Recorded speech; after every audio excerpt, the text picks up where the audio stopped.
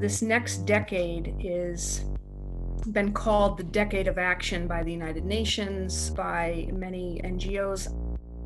It's going to make or break how we're able to live on this planet for not just future generations, but our generations and our kids' generations.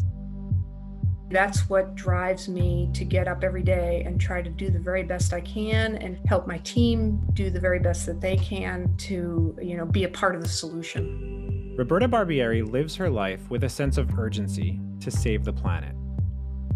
What sounds like a lofty goal is really a lifelong commitment that she's turned into an everyday job.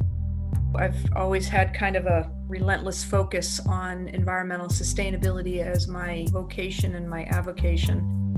Roberta helps lead climate strategy and water stewardship at PepsiCo, where she works with teams to leverage the scale of the company to help operationalize sustainable practices around the world, at a time when climate change is nearing what many experts consider a tipping point. This is it, folks. These are the years we have to throw everything we have at the crisis. If the world can keep temperature rise at no more than 1.5 degrees Celsius by 2100, we can avoid the most severe catastrophic impacts of climate change.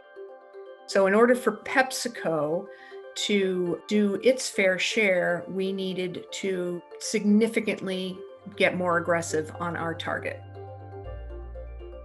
The company doubled its original climate goal and now plans to reduce its carbon emissions by more than 40% in the next decade and reach net zero emissions by 2040, 10 years earlier than the Paris Climate Agreement. One way it aims to achieve this is by sourcing 100% renewable electricity across its operations over the same time frame. We're going to do a combination of emissions reductions, like renewable electricity, improving energy efficiency in our vending and cooling machines, moving away from fossil fuel-based packaging.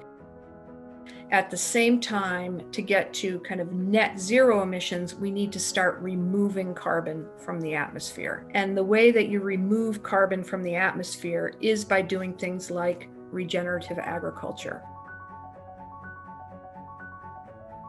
We're helping our farmers adopt regenerative agriculture practices in their fields through our sustainable farming program. What drives me is this urge to repair the damage that, human society has had on the planet. It's not a zero-sum game. We can have a good life without damaging the planet.